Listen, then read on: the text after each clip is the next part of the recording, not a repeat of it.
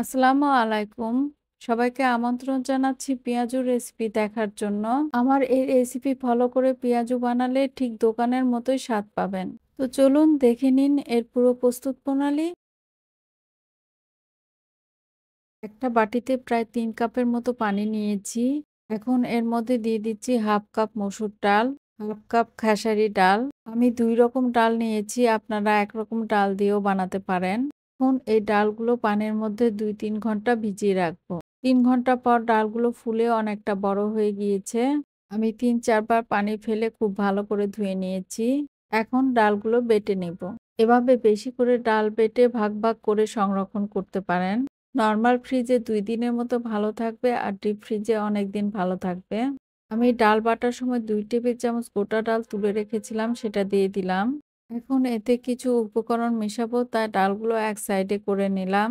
প্রথমে দিয়ে দিলাম হাফ কাপ পেঁয়াজ কুচি, ২ কাঁচামরিচ কুচি, লবণ হাফ চা চামচ প্লাস 1/4 চা চামচ, রসুন বাটা হাফ চা চামচ, আদা বাটা হাফ চা চামচ, মরিচ গুঁড়ো হাফ চা চামচ, ধনেপাতা কুচি 1/4 কাপ।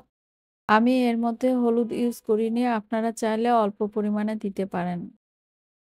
বেকিং পাউডার হাফ চা চামচ। এই বেকিং পাউডারটা দিলে দোকানের মতো মুড়মুড়ে হয় পেঁয়াজগুলো। প্রথমে পেঁয়াজগুলো মাখিয়ে নিলাম, তারপর পেঁয়াজের সাথে ডালগুলো আলতো করে মাখিয়ে নিচ্ছি। ডলে ডলে মাখালে পেঁয়াজ থেকে রস বের হয়ে পেঁয়াজগুলো নরম হয়ে যাবে। এখন এই মাখানো ডাল থেকে অর্ধেক সংরক্ষণ করে রাখবো আর অর্ধেক এখন ভাজবো। একটা ট্রেতে তেল মাখিয়ে নিয়েছি। আমরা তেলে যেভাবে পেঁয়াজু ছাড়ি ঠিক সেভাবে একটা একটা করে পেঁয়াজু এই ট্রের উপর রেখে দিলাম। এই অর্ধেকটা এখন ভাজবো আর ট্রেটা ডিপ ফ্রিজে রেখে দিব। একটা প্যানে খুব ভালো করে তেল গরম করে নিয়েছি। এখন একটা একটা করে পেঁয়াজু তেলের মধ্যে ছেড়ে দিচ্ছি। পেঁয়াজু ছাড়ার আগে অবশ্যই তেলটা খুব ভালোভাবে গরম করে নিতে হবে, নইলে পেঁয়াজুগুলো খুলে আসবে।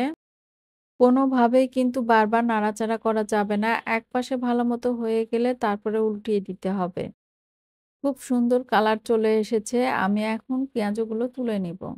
যেগুলো পেঁয়াজু ডিপ ফ্রিজে রেখেছিলাম বের করে এনেছি, শক্ত হয়ে গিয়েছে। এখন পেঁয়াজুগুলো একটা বক্সে করে আবারও ডিপ ফ্রিজে রেখে দিব। এই পেঁয়াজুগুলো ভাজার নিয়ম হচ্ছে আগে থেকে বের করে রাখবেন না। তেল খুব ভালোভাবে গরম হলে ডিপ ফ্রিজ থেকে বের করে সরাসরি তেলের মধ্যে ছেড়ে দিবেন। সবাই ভালো থাকবেন। আজ এ পর্যন্তই। আল্লাহ হাফেজ।